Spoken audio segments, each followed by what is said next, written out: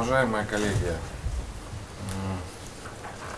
действительно, один из выводов суда указывает на то, что якобы Зинищев проводил переговоры, связанные с продажей ООО «Экотехнология».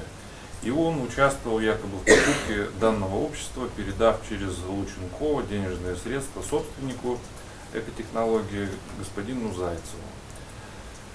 Вот суд ссылается в этой части на показания свидетелей Акатова, Бабикова, самого Зайцева и не указывает, формально как произошла продажа общества.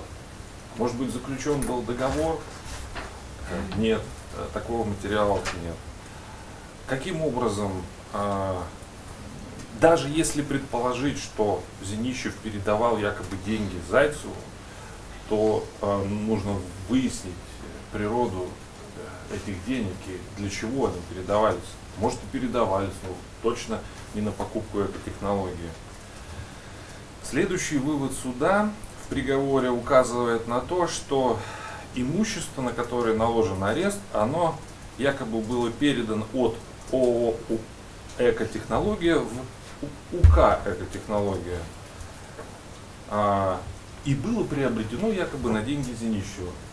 Ну, уважаемый суд, вот я ожидал, что в этой части прояснит уважаемый государственный обвинитель, и ничего, кроме указания на несколько автомобилей, которые действительно перешли в УК «Экотехнология» по договорам купли-продажи, где стороной выступала ООО «Экотехнология», ничего нет.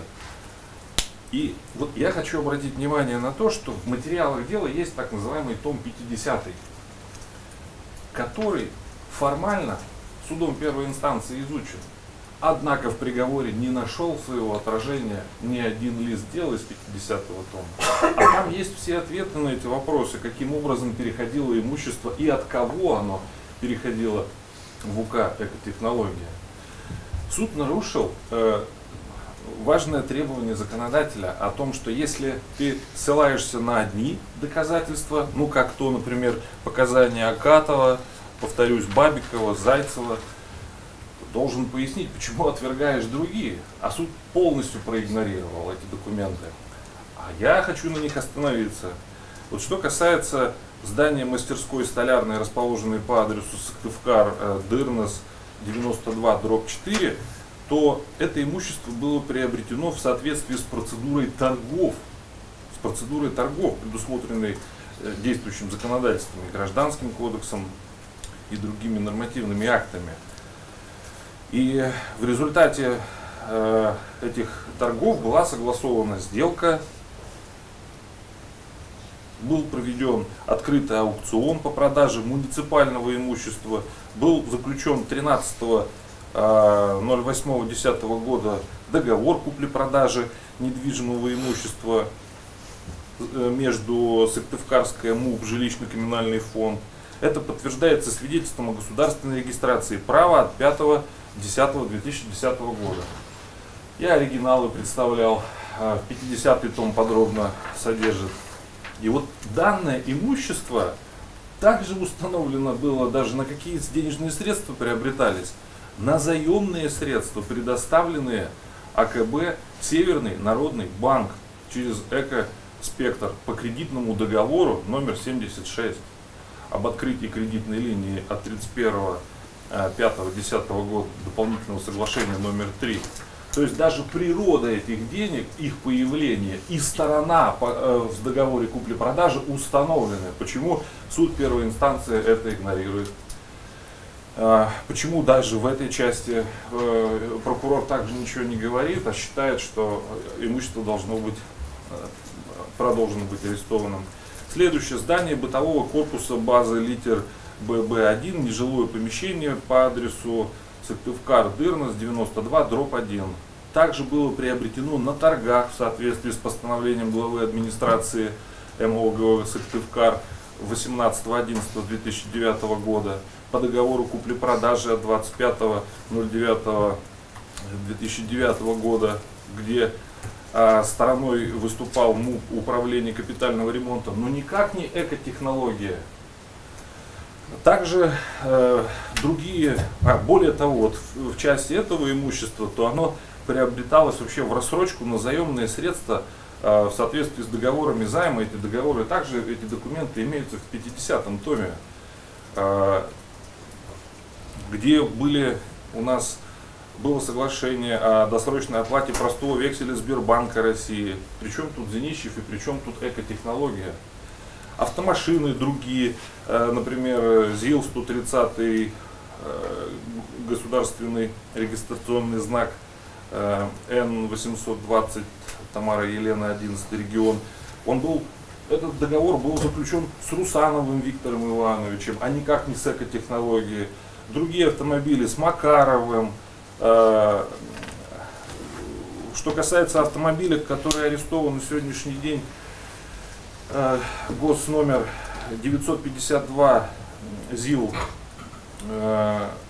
договор был заключен с СМУП, жилищно-коммунальный фонд, никак не экотехнология и так далее. Там следующий автомобиль, где продавец был Онищенко Леонид Павлович.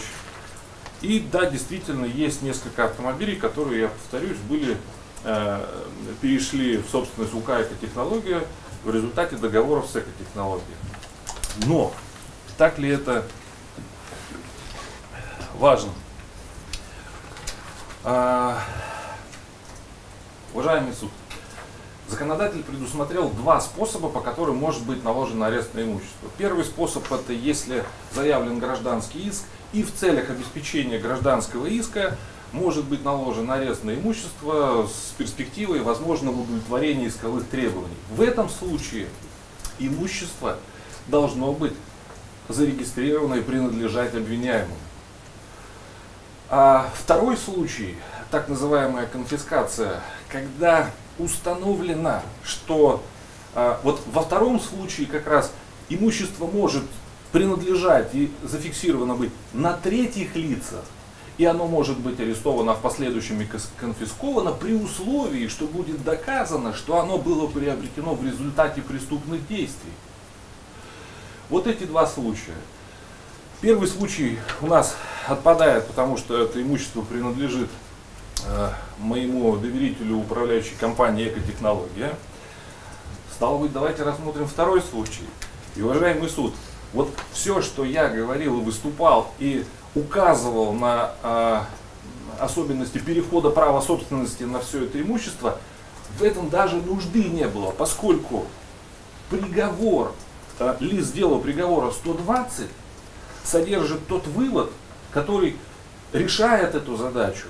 Итак, суд приходит к выводу о том, что да, якобы на деньги Зинищева была приобретена экотехнология. Суд также приходит к выводу о том, что имущество каким-то образом вроде бы перешло в УК «Экотехнология». Суд говорит о том, что на деньги Зинищева. И следующий вывод, я его зачитаю.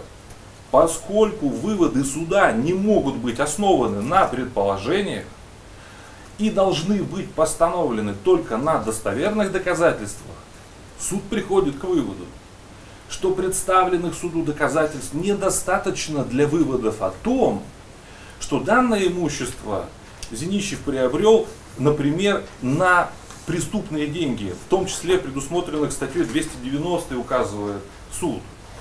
То есть, и после такого вывода суд по какой-то причине, не ссылаясь ни на одну норму права, считает возможным сохранить наложенный арест на имущество, принадлежащее моему клиенту УК «Экотехнология». То есть суд говорит о том, что это не на преступные деньги приобретено. Нет такого вывода, нет достаточных доказательств. Вот такой вывод содержится, повторяюсь, на лист 120 приговора. Уважаемый суд, я поддерживаю доводы своей апелляционной жалобы. Я прошу приговор в этой части изменить и снять арест с этого имущества. Хочу еще дополнить, что на сегодняшний день это действующее предприятие, где около 50 сотрудников выполняют работу. Оно функционирует, и оно должно работать дальше. Все активы, которые там были приобретены, они были в установленном законном порядке зарегистрированы на это общество. Все, благодарю вас.